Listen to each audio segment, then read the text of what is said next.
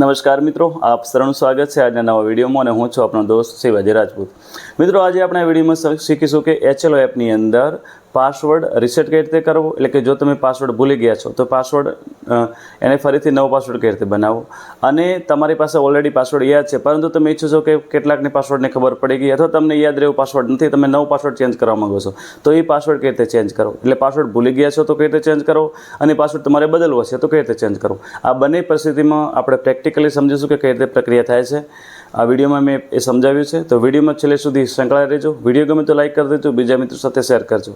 આ વિડીયો જો તમે ફેસબુક ઇન્સ્ટાગ્રામ પર જોતા હો તો મને ફોલો કરી લેજો, યુટ્યુબ પર જોતા હો તો સબસ્ક્રાઈબ કરવાનું ભૂલશો નહીં. તો ચાલો શરૂ કરીએ આજનો નવો વિડીયો. હું સમજીશું કે તમારે પાસવર્ડ રીસેટ કઈ રીતે કરો. તો જે તમને સિસ્ટમ તરફથી પહેલી વખત પાસવર્ડ ફાળવવામાં આવે છે એ તમે રીસેટ નહીં કરી શકો, અથવા એ ભૂલી ગયા હશો, એ ખોવાઈ ગયો હશે, તો એના માટે તમારે જે ચાર્જ ઓફિસર છે અથવા તો જે ટેકનિકલ આસિસ્ટન્ટ છે એમનો કોન્ટેક્ટ કરવાનો છે અને સિસ્ટમમાંથી તમને નવો પાસવર્ડ જનરેટ કરીને આપશે. પરંતુ તમે મોબાઈલની અંદર આ જે એપ છે રજિસ્ટર કરી દીધું છે અને હવે જે તમે પાસવર્ડ નવો નક્કી પણ કર્યો છે પરંતુ કોઈ કારણસર કાં તો પાસવર્ડ તમે ભૂલી ગયા છો અથવા તમે પાસવર્ડ બદલવા માંગો છો, એવી સ્થિતિમાં શું કરવાનું? તો મિત્રો, એવી સ્થિતિમાં સૌપ્રથમ તમારે યુઝર આઈડી એન્ટર કરવાનો છે. ત્યારબાદ જે કેપ્ચા કોડ આપેલો છે એ એન્ટર કરી દેવાનો છે. કેપ્ચા કોડ એન્ટર કર્યા પછી આગળ જે ઓટીપી માટેની પ્રોસેસ આવશે કરવાની છે. લોગિન ઉપર ક્લિક કરવાનું છે. એના ઉપર ક્લિક કરશો એટલે તમારા રજિસ્ટર મોબાઈલ ઉપર ઓટીપી આવશે. ઓટીપી એન્ટર કરી દેવાનો છે. હવે મિત્રો, ઓટીપી એન્ટર કર્યા પછી જે અહીં પાસવર્ડ છે, તો આ પાસવર્ડ તમે ભૂલી ગયા છો તો એના માટે શું કરો? તો મિત્રો, પાસવર્ડ ભૂલી ગયા છો એના ઉપર ક્લિક કરો. અહીં તમારું યુઝર આઈડી આવી ગયું છે, અહીં સબમિટ કરો.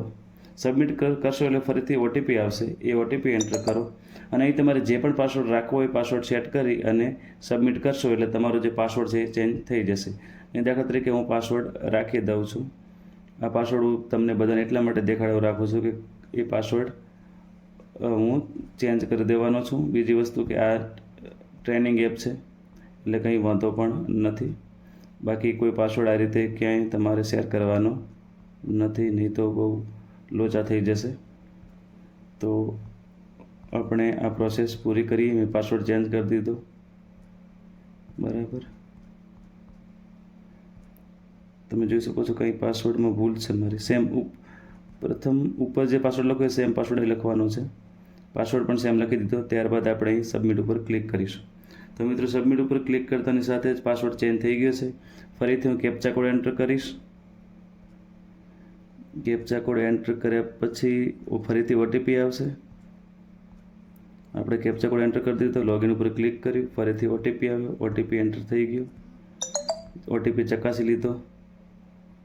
ત્યારબાદ હવે પાસવર્ડ એન્ટર કરવાનું કહેશે અને આપણે પાસવર્ડ તમને બધાને ખબર છે એ રીતે પાસવર્ડ આપણે જે છે એ એન્ટર કરી દઈએ અને આપણે આ રીતે લોગિન થઈ શકીશું.